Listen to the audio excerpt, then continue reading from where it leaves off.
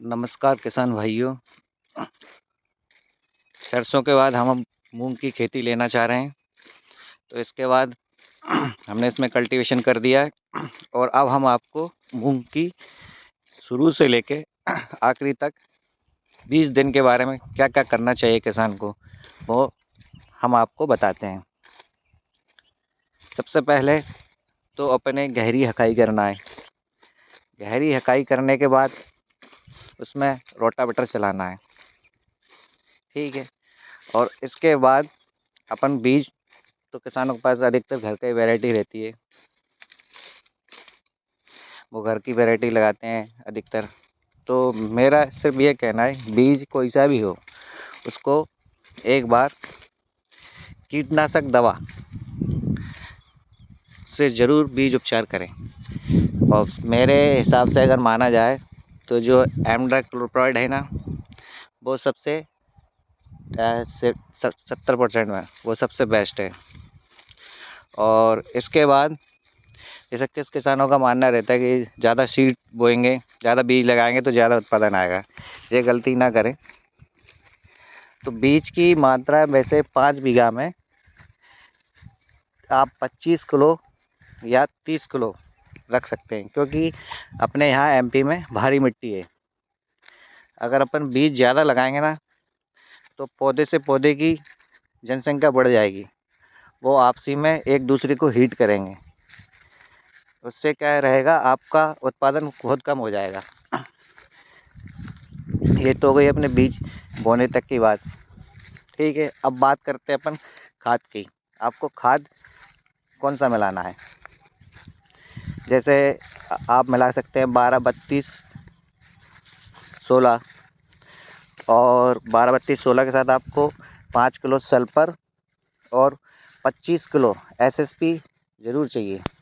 ये 1 एकड़ की बात चल रही है, जो आपने यहाँ 2 या 2.5 बीघा होता है, ठीक है। 12-32-16, ठीक है, एनपीके। और इसके बाद अपना 5 किलो सल्फर और 25 किलो सिंगल सुपर फास्फेट। अब कुछ किसानों का मानना ये रहता है हम तो साफ डीएपी मिलाएंगे। तो डीएपी के लिए भी मैंने एक रेशियो बनाया है। तो आपको 26 किलो डीएपी लेना है, ठीक है। और 26 किलो आपको लेना सिंगल सुपर फास्फेट, ठीक है। और 13 किलो लेना है आपको म्यूरेट ऑफ पोटास, ठीक है। और इसमें भी 5 किलो आपको सल्फर लेना है, जो 90% बेंटोनाइट रहती है। अब जैसे कि मान लीजिए मूंग दलहनी फसल है, तो इसके लिए सल्फर बहुत ज़रूरी है। तो सल्फर क्या करती है, गर्मियों में इसका जो बॉन्ड होता है ना, वो गर्मी के कारण टूट जाता है, और जिससे आपके पेड़ को पाउडरी मिल्डी की शिकायत बच जाती है, ठीक है। और कुछ कीटनाशक से भी बचाव करता है, ठीक है। और एक बात और ध्यान रखना है, जिस तरीके से आपने मूंग में पहला पानी चालू किया है, यहाँ से भी चालू किया, अगर उसको 8 दिन हो गए हैं तो उसमें एक जाले वाली इल्ली लगती है। 8 या 9 दिन में वो लग जाएगी। उस पर आपको विशेष रूप से ध्यान देना है।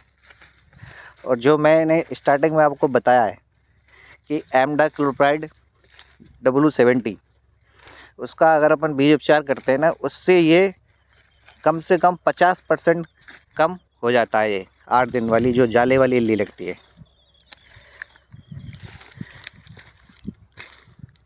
तो ये कुछ बातें हैं जो किसानों को विशेष रूप से ध्यान करना चाहिए, ज़रूर रूप से।